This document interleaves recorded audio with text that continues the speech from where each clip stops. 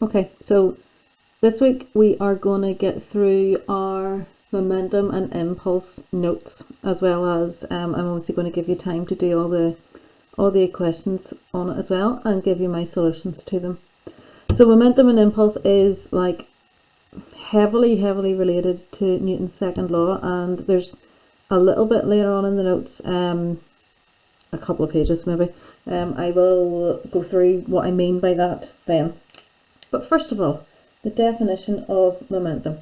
So momentum is just really like, how can I say this? Momentum is, it's related to moving bodies, and I suppose how hard it is to stop them from doing what it's currently doing. So if you have an object and it is traveling along, how hard it is for you to stop it moving is going to depend on how fast it's moving, but also on its mass, because the higher both of those things are, then the harder you're going to have to like push on it to stop it moving, if that even makes sense. Who knows? Right, so the definition: the momentum of a body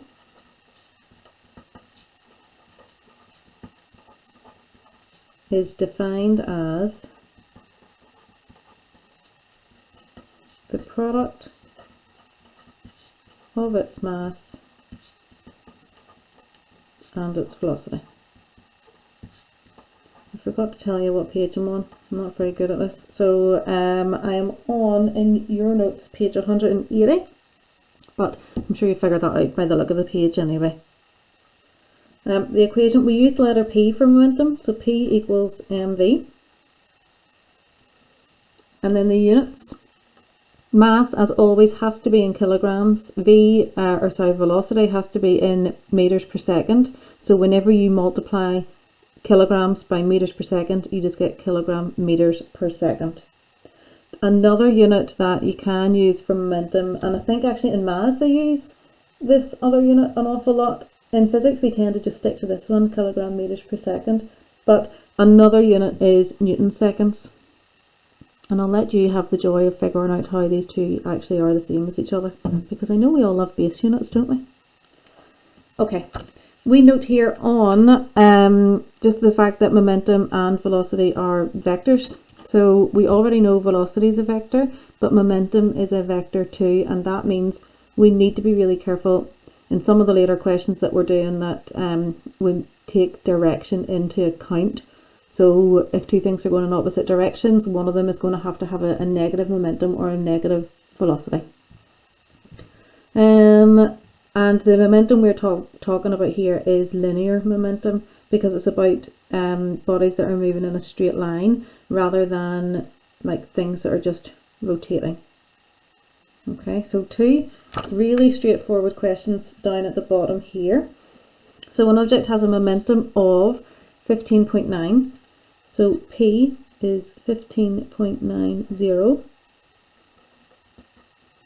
and a velocity of 9.04. What's the mass? So P equals mv. 15.9 equals mass times 9.04.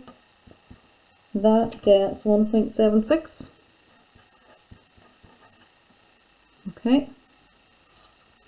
And then the second one, momentum, can also be measured in Newton seconds. Oh, I just said up here I was going to let you have the joy of finding that out. I'll go through it now. Hopefully you did it earlier before we got to this. But momentum can also be measured in Newton seconds. Show using base units that this is true. So we know Newton is the unit of force, right? And force, remember, you get from mass times acceleration. So that's kilogram for mass, and then meters per second squared for acceleration. So newtons multiplied by seconds is going to be this for Newton. Kilogram meters per second squared multiplied by seconds, which simplifies down to kilogram meters per second. Pretty nifty. Right, over the page to impulse. Now this, people tend to hate this a little bit just because it ends up being like 50 different versions of the same equation, which is obviously slightly annoying. But remember I said we were going to link it back to Newton's second law. That is what I'm going through here in this bit of the notes. So an equation combining the equations for Newton's second law, acceleration and momentum, can be derived. So if we have a force and you're acting on that force on a mass for a specific time, so that it accelerates from u to phi, then the force that you're acting for the time, so force multiplied by time, is called the impulse. So this is one equation for impulse that you need to know, because sometimes whenever they ask you to calculate the impulse, it's literally just using that, force times time, but other times it's not. And because of the inconsistency in like what the questions are asking you to do, that's why what can be quite a straightforward question ends up causing people confusion sometimes. So we know acceleration is v minus u over t, and we also know that F equals ma. So if we replace a with v minus u over t, then we get this. So F equals m brackets v minus u over t. So this is just replacing the a. If we multiply out that bracket, then we get mv minus mu all over t. So then if we multiply up by time, we get force times time. I'm actually going to write that in. You write it in as well. So force times time equals mv minus mu. And if we think about back to that equation that we've just learnt for momentum, momentum is mass times velocity. So this is going to be the final momentum of the situation, and this is going to be the initial momentum of the situation. So force times time is equal to the change in momentum. So force times time is change in momentum, but then you can also say, because force times time is equal to impulse, impulse is change in momentum. To be honest, this version here is probably my most used impulse equation, along with this one. But then sometimes, and these are probably the ones that take me the minute to catch on to, sometimes it's literally just change in momentum equals impulse, and you don't have to worry about force times time, like if they don't give you the force or the time. But if you have the mass and you have the two different velocities, then you can still work out the impulse. So it's just all the differences. So I think I might just do a wee box around that one as well. And that honestly is the only thing that's tricky about this subject. That and getting all the directions right sometimes can be confusing. Okay, now in real life, a force acting on an object isn't going to be a constant force. Okay, so if you take the example of a golf club hitting a golf ball, that force isn't going to be a constant force the whole time. There's going to be like a variable force hitting the ball. So it can reach its maximum in a really short time, but sometimes it can take like a more significant amount of time to have that range of force. So although the force reaches a maximum, that's relatively unimportant. What is important is the change in momentum of the object, or the impulse. And I have never seen this asked in an exam, but I teach it every year just in case, because I don't want you to be unprepared, obviously. But impulse is the area under a force time graph. So that is another important thing that we need to remember, just in case. Down at the bottom of this page, I have just put in, as if you're like Key Stage 3 pupils or something and you don't know how to do this, but because it's something that you rarely do, that is why people then sometimes do forget how to do it. So different ways that you can calculate the area underneath a graph if it's a weird shape like this. So this method here is literally just counting the squares, and they'll do like counting if it's half a square or more, they'll count it. If it's less than half a square, they'll not count it. This method here is like chopping it up so that you can say, okay, right, well this little bit that I'm taking out here is effectively the same as this, and this little bit is the same as this. So if I work out the area of this rectangle, that's practically the same as the area of that graph. And then this one is just replacing this with nice neat shapes that we can calculate the area of. Okay, right, let's see. We've got a couple of questions. I reckon we will do these like examples, and then Yeah, I'll let you do some of the questions later on. Sorry, I was just thinking there. Well, sure, here, you may as well give them a go. Pause the video, give them a go, but I'm going to work through them here so you can use this as you're checking your answers or helping you if you're stuck. Okay, so while playing basketball in PE, Logan lost his balance. His 74 kilogram body decelerated, so his mass is 74 kilograms. And it decelerated from, so U is 7.6, and to rest, so V is 0, and the time is 0.16. Determine the force acting upon his body. So technically you could already do this question, because you could just figure out the acceleration, use A equals V minus U over T, and then put that into F equals ma. And that's what I mean whenever I say this is just like another version of that. So I'm just going to take one of those versions of the equation that we had on the page before. So F equals m V minus U over T. Honestly doesn't matter what version you've used. Okay. So the mass is 74, V is 0, minus U, which was 7.6, over the time, which was 0.16. That ends up getting you minus 3515 newtons. Now, see the minus? That's really just telling you the direction, because the force is going to be in the opposite direction to the way he's moving, so that's why that has come out as a minus. So stick a wee note for me on there, please. So the minus just shows the direction of the force is opposite to the motion. Okay, B. If Logan had hit the concrete wall moving at the same speed, so he's still 74 kilograms. His initial speed is still 7.6. His momentum would have been reduced to 0 if his momentum is 0, that means his final velocity is still 0. And this time it took 0.008 seconds. Determine the force on his body. Same equation. And again, if you wrote this in one of the other versions, that's obviously absolutely fine. 0 minus 7.6 over 0.008. 70,300. So you can see why, like, oh my goodness, I'm not even on the screen. Nightmare. Okay, there we go. You can see it now. But you can see why, like, it makes sense that hitting a concrete wall hurts more. And the reason that it hurts more is because of this whole impulse force times time. Because, let me look back at that equation for you. Oh, it's on the back of this, isn't it?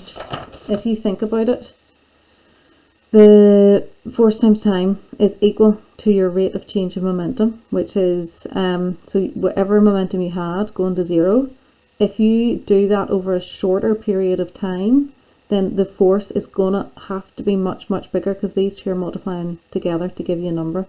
Whereas if you can spread a collision over a big amount of time, the size of the force that you feel is much smaller. So that's what cars do, like with crumple zones. So cars are designed to crumple in a crash. They're designed to do that so that the amount of time for the collision is increased as much as possible, and then that means the force that the people inside are going to feel is going to be much smaller. Okay, hopefully that made a wee bit of sense. Anyway, that was a slight sidetrack. So for B, we got that. Question 2. Oh my goodness, right. Boy kicks a stone at mass 1 kilogram, accelerating it from rest to 10 meters per second. The stone is rigid, so the force acts for only 1/100th of a second. Right, let me get this all sorted. So stone, first of all, mass is 1 kilogram, and accelerating it from rest, so U is 0 and phi is 10, and the time is 1/100th of a second. I would prefer to write that as a decimal. Okay. Then he kicks a football of the same mass. So for the football, same mass, give it the same final speed, so u is 0, v is 10. The football is soft in comparison to stone, so the force acts for 1/10 of a second, so 0.1 seconds. Which kick hurts less and why? Well, you probably already know the answer is going to come out as the football, and the reason that it hurts less is because of this difference in the time of the two of them. So if the force has been applied over a much bigger time, then it's definitely going to hurt less.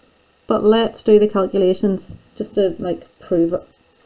So for the stone, if we do F equals mv minus u over t,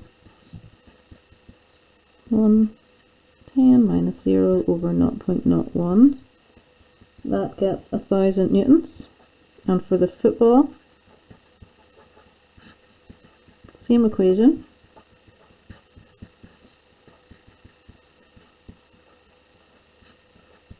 That's going to get 100 newtons that time. So we need to actually write it in words because that's really the way it was asked. The football hurts less.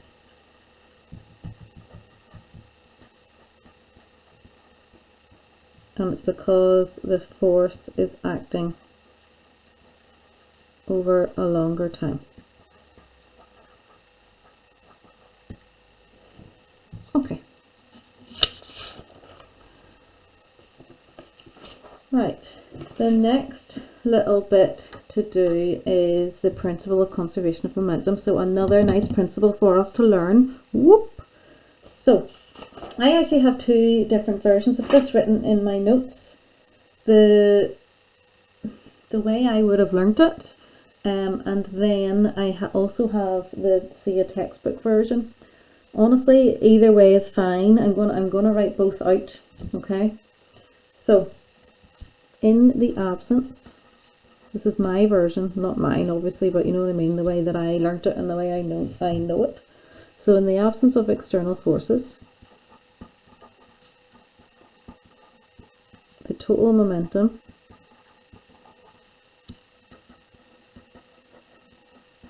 before a collision or explosion is equal to the total momentum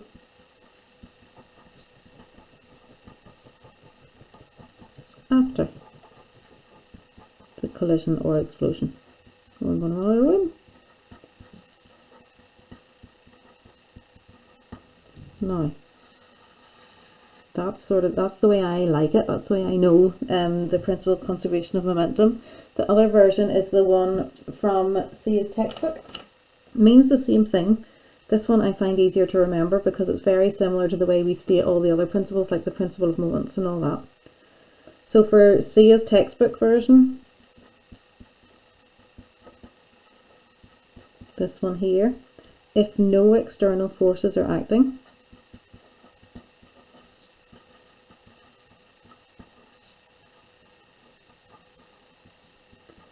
the total momentum of a system of colliding bodies is constant. So instead of saying it's the same before and after, they've just gone for it's constant the whole time. Now, this is one of those things that technically doesn't apply that much in proper real life. Okay, so this rule applies to a closed system. A closed system is one where there's no external forces acting, and that is the bit because in real life there's always going to, well, not always, but the majority of the time there's going to be external forces acting. So the only forces which contribute to the momentum change of an individual object are the forces acting between the objects themselves. So for example, if it's like a car crash or something, you know the way physics questions love examples like that, but if it's like something like that, we will act as if the only forces are acting are between the cars. We'll pretend there's like no friction between the tires and the road or anything, or there's no air resistance or anything like that. So we pretend all those other forces aren't there. So we have some examples of closed systems. So one is if you have two neutrons that are colliding. So two colliding neutrons, which are far away from any other particles.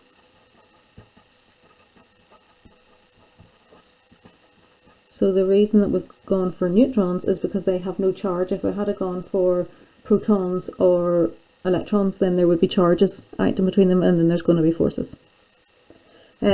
Two trolleys. Now, I don't mean like a shopping trolley. Do you know the wee physics trolleys? I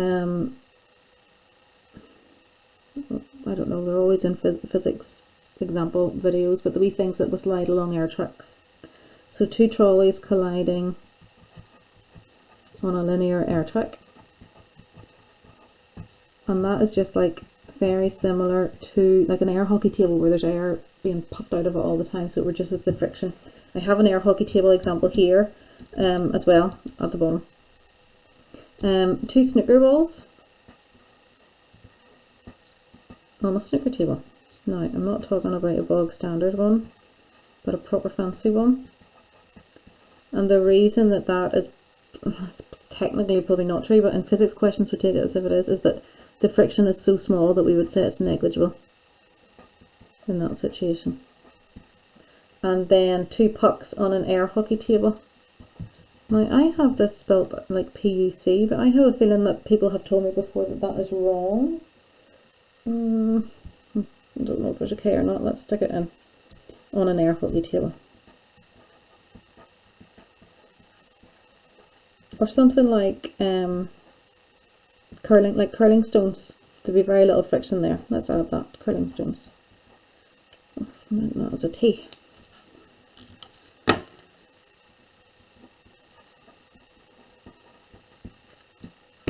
Okay, now, if there is large friction acting, then momentum isn't conserved, so the principle of conservation of momentum does not apply. The frictional force is considered an external force, so the system of colliding objects is not closed. So cars colliding on a road, but as I say, we will often take that as if there is no friction in that situation. Okay, right, let's see. We've got a couple of examples using this principle of conservation of momentum. So, as always, my advice is always to do a little sketch of the situation, and people don't listen to me and then they mess up and they get it wrong. So, we are definitely going to do it. So, pick a direction to be positive at the start, and then you need to stick to that the whole way through the question. Draw before and after. Now, you've seen my sketches before. They're not exactly going to win any prizes. You don't have to be an artist, but do some sort of little sketch, and all it does is organize all the information, like from all the text in the question, so you're less likely to mess up. And then apply the law of conservation of momentum. So the law of conservation of momentum before equals momentum after. Okay, so let's look at this first example. A toy truck of mass 400 grams moving to the right with a speed of 4 meters per second collides with and sticks to a toy tricycle of mass that moving to the left with a speed of 3. Calculate the momentum of each toy prior. So beforehand, if we look at the truck, it has a mass of 400 going to the right and a speed of 4, so P equals mv. It is 0.4, change it to kilograms, and the velocity is 4, so that gets 1.6 kilogram meters per second. Okay, now I'm going to do, this one's going to the right, so I'm taking to the right as being positive. Then for the tricycle, P equals mv. So the mass of the tricycle is 1.6 kilograms and its velocity is 3, but it's 3 to the left, so I'm putting that in as minus 3. That gets a momentum of minus 4.8 kilogram meters per second. Okay, for part B. Part B is really the way the exam questions are going to go, it'll go straight into that rather than that first step. So I'm going to do my sketch and all like I was going on about for that. So before and after. I probably ended up doing a little bit of work that I'm going to repeat myself here, but I want to show you how to do these from scratch anyway. So we have the truck, which is 400 grams, and it's going 4 meters per second to the right. We also have the tricycle, which is 1,600 grams, and it was going 3 meters per second to the left. Afterwards, we were told, see the way it says collides and sticks to a toy tricycle, then they stick together. So it's like one big object with a mass of 2 kilograms. Because I wrote grams here, I'm just going to stick to it. And they stick together, so they're going to have a common velocity. Now, you can make life easier for yourself here by deciding what way it's going to go. See the way here we've got 400 grams and 4, and this one's so much bigger. In all likelihood, this thing's going to end up going to the left. So if I draw that in going to the left, then, and it ends up that it goes out to the left, I'm going to end up with a minus. But just to show you that it still works out if we do it the other way round, let's say we just said automatically, right, the speed after is going to the right. Okay? So momentum before equals momentum after, and we've got mv for the truck.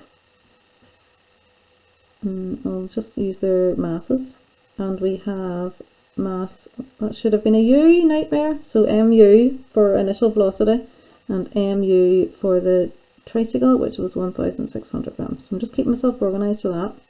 And the momentum after is just going to be mv. There's only one thing after, so you don't need to worry about labeling it then. Now I know we've already figured this out up here, but I'm pretending we haven't. So 0.4 multiplied by 4 plus 1.6 multiplied by minus 3, because we need to take that opposite direction into account, and we said at the very start that we were taken to the right as being positive.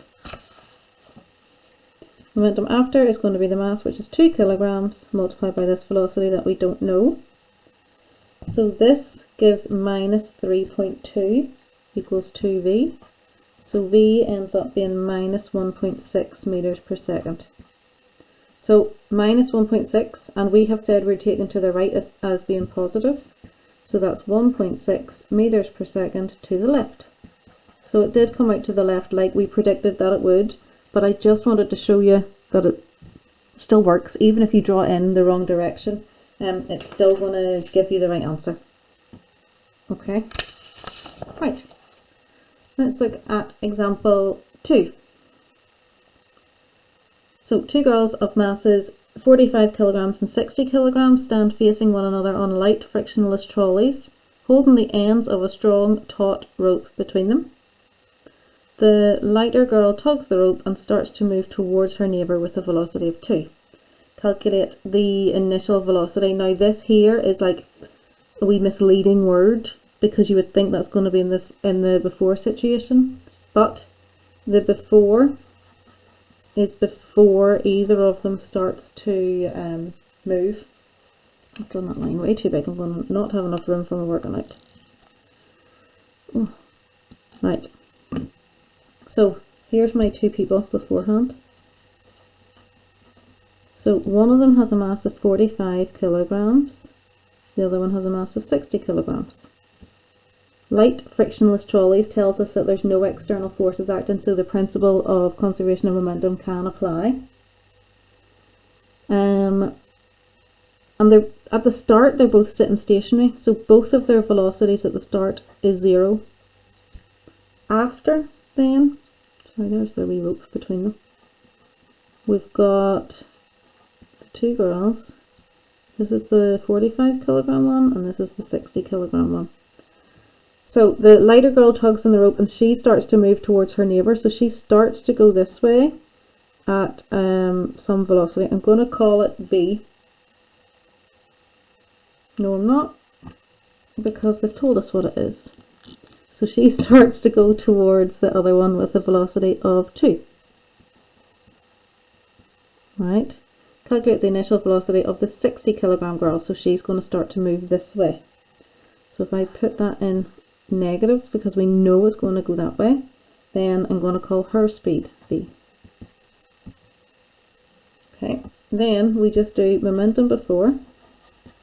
So p before equals momentum after. Now, see if you look up here, I could waste my time saying mass times velocity plus mass times velocity, but because both of them have a velocity before of 0, if things are stationary, they just have a momentum of 0, they don't have any momentum. And then that is equal to the momentum after. So I'm going to take, according to my diagram, to the right as being positive. Okay, so mu plus mu. This is the 45 kilogram one, and this is the 60 kilogram one. So 0 equals 45 multiplied by 2. Because I have taken to the right as being positive, I'm okay putting that in as a positive number. Now, what you do here is important because you might end up compensating for the change in direction twice. Okay, so make sure you don't do that. Mass here is 60. See the way I have drawn this in going to the left? Because we know she's going to go to the left. So I'm doing the opposite of here of what I did in the first example. The first one I pretended I didn't realise that it was going to end up going to the left, but we know she's going to. So if I compensate for that now by putting it in as minus v, then whenever my velocity comes out, it should come out as a positive number, but it's still to the left. It's because I've taken account of that direction at this stage. Now, if you don't want to do that, that is fine. So if I put this in as if she was going to move to the right, then I would have ended up getting a negative number, and I would know it was going to, that would mean it was going the opposite direction. But because I've compensated it for it now, I will end up getting a positive number, but I know that's going to be going that way. Hopefully that makes sense, because I know quite often, like whenever I'm doing this in proper class, people very often get confused at that, like how it is actually to the left. Anyway, I think it's 1.5. And instead of saying to the left, because I made up these directions, the question didn't actually tell us that the 45 kilogram one ended up going to the right. I decided that, so I would just keep it vague and say towards the other girl.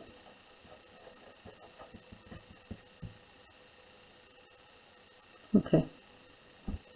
Right, example 3. I think this is the last one, is it? Yeah, and then I'm going to get you to try some of these questions yourself because I'm aware of the length of this video. Right. So, a bullet of mass 6 kilograms is fired from a pistol of mass 0.5. If the muzzle velocity of the bullet is 300 meters per second, calculate the recoil velocity. So this isn't a collision, this is an explosion. So remember the principle of conservation of momentum, and it applies to both collisions and explosions. So my before situation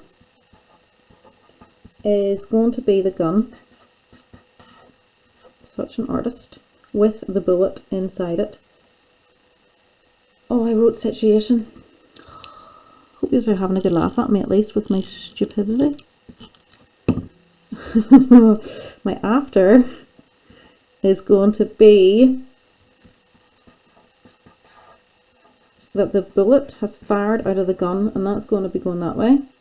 See the way I asked for the recoil velocity? The gun is going to get pushed back that way a little bit.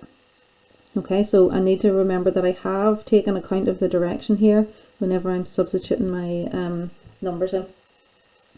Right, I haven't put any details on this yet. So the bullet has a mass of 6 grams.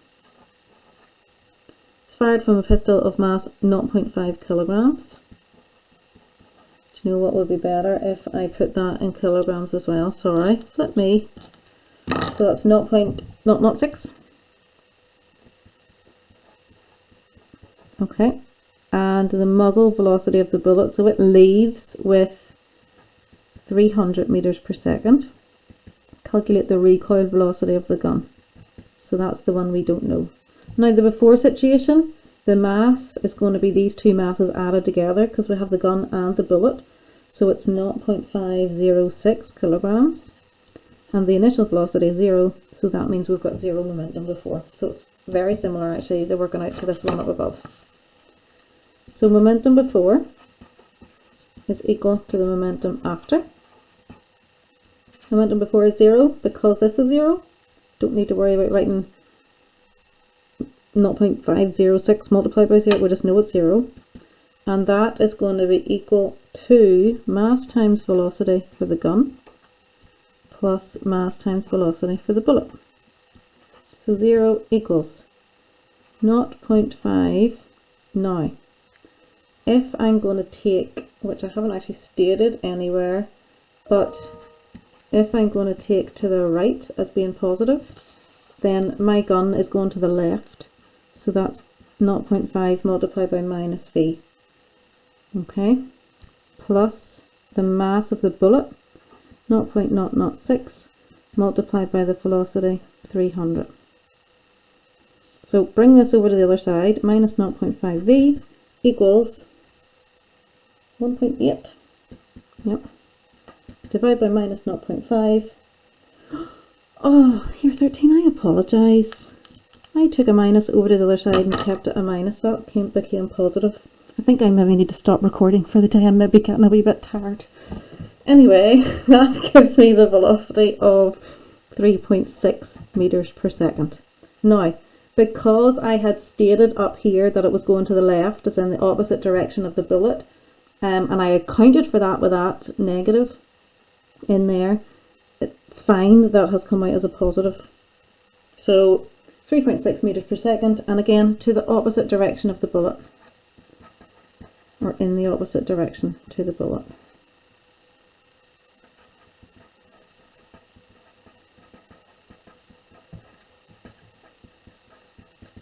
Okay, now before I make any more mistakes, I am just going to stop there. I am going to ask you to, let's see, where are we at? If you do the questions on 186, the whole way, well there only is 186 and 187, then I will upload my solutions to those, and well, if I'm doing them, I may as well do a video of me going through them. Okay, so first bit of the work for this week here, so this is the week starting, what is it, the 30th of March? So for this whole week, we're going to cover momentum, and that's it. Okay, so do this for now. I'll upload my solutions to these in a little bit, because I do need you to be using your brains yourself as well. So I'm not going to upload them today. I'll maybe upload them Tuesday or Wednesday. And use my solutions to correct your work. And then we'll do the last little section in momentum, which is about elastic and inelastic collisions. And it's relatively straightforward. Okay, and that'll be momentum finished. Right, another very exciting long video for you to have listened to. Hopefully you are actually watching them and I'm not completely wasting my time. Anyway, hope everyone's doing well. I will talk to you soon. Bye.